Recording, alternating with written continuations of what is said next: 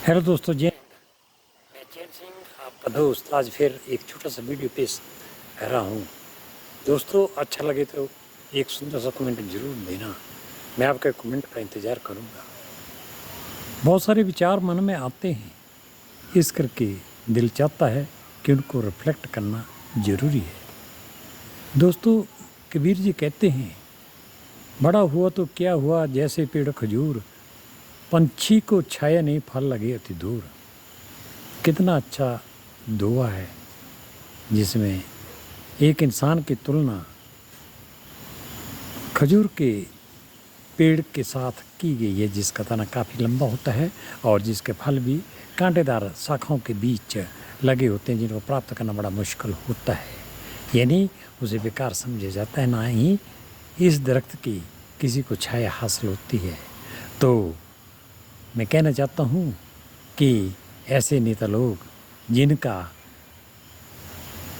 संसद तक पहुँच जाने में इलेक्शन जीतने के बाद जो फ़र्ज होता है लोगों की सेवा करने का, अगर लोगों को उनकी सेवा का अवसर प्राप्त न हो तो ऐसे नेता लोग बेकार हैं।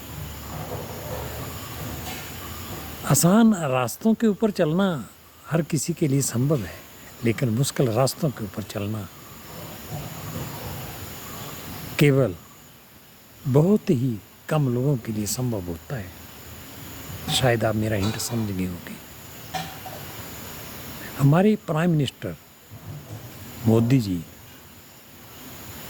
मैं उस वक्त की याद दिलाना चाहता हूँ जब 89 में आतंकवाद भ्रष्ट हुआ था श्रीनगर में। उस दौरान की बात है। अपने दिल को पत्थर समझकर मोदी जी उस दशक में कैसे श्रीनगर के मेन जगह लाल चौक पर पहुंचकर तिरंगा फहराया था। बड़ी गर्व की बात है। आज मोदी जी श्रीनगर डोडा डिस्ट्रिक्ट में रैली कर रहे थे। लोगों ने मोदी जी का कितना स्वागत किया। लोगों के विचार जब रिफ्लेक्ट होकर के बाहर आए तो उन्होंने सब कुछ बयान किया कि आज तक जो भी JNK में नेता लोग थे, उन्होंने सिर्फ अपने परिवार को ही देखा, दूसरे परिवारों के बच्चों को बर्बाद किया। तो बात बिल्कुल सही है। इन्हीं नेशनल कांग्रेस के नेताओं की वजह से तो कश्मीर में हर कोई परेशान है, चाहे वो सिविलियन है चाहे वो आर्मी पर्सन है। इनकी वजह से जो भी एक्स्ट्रा नुकसान हुआ पैसे का, देश का, वो इन लोगों की वजह से हुआ है। अभी वहाँ की जनता जान चुकी है और सत्य है, कहने की बात नहीं है। वहाँ के लोग एक अच्छी सरकार का इंतज़ार कर रहे हैं ताकि आने वाली पीढ़ियाँ उनकी लाइफ डेवलप हो, रुके हुए काम दोबारा फिर शुरू हो और पैसे का आदान प्रदान हो, लोग वहाँ पर पैसा इन्वेस्ट करें और लाइफ में सुधार हो। तो ऐसे तो नेता हैं जो मीडिया के सामने आकर के हमने कभी भी उनके मुंह से कोई अच्छी बात नहीं सुनी कि वो समाज सेवा की बात कर सकें, देश सेवा की बात कर सकें, जीरो के बराबर। और ऐसे भी नेता हैं जो दूसरे मुल्कों में जा कर के अपने देश की शान को बर्बाद करते हैं। आप सबको पता है क्या इन लोगों को आदर मिलना चाहिए? किस बात का? नेता बनना आसान है, लेकिन नेतागिरी को निभाना बहुत मुश्किल है। तभी तो लोग ठीक कहते हैं कि एक बार वोट लेने के बाद 5 साल तक अपना मुंह नहीं दिखाते हैं। आप दिल्ली में देख लो, मैं किसी की प्रोपेगेंडा नहीं कर रहा हूँ, प्रैक्टिकल जीरो रिपोर्ट। अगर आप दिल्ली के ऑर्डर वाले इलाकों में जाओगे तो आपको गाड़ी से वहाँ से गुजरना मुश्किल हो जाएगा। पैदल तो चल नहीं सकते हैं।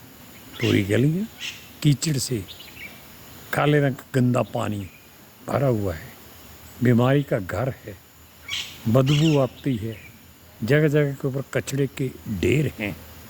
और वहाँ की मौजूदा सरकार क्या कहती थी, हम दिल्ली को अमेरिका बना देंगे। ये सिर्फ बयानबाजी है इन नेताओं की, सच्चाई तो नहीं है।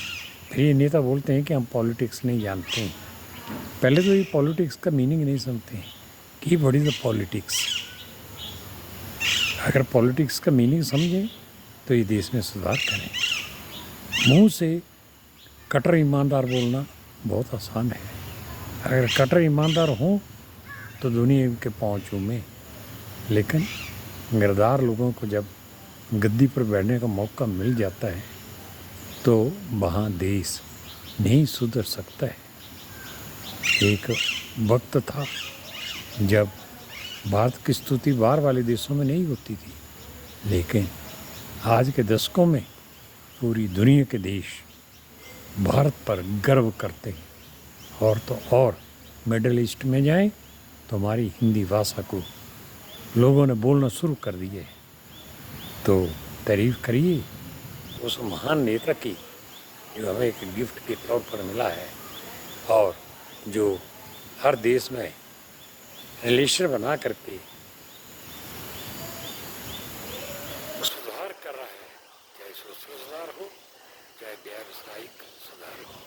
हमें ऐसे नेता की और ऐसे नेता के काम की कदर करनी चाहिए।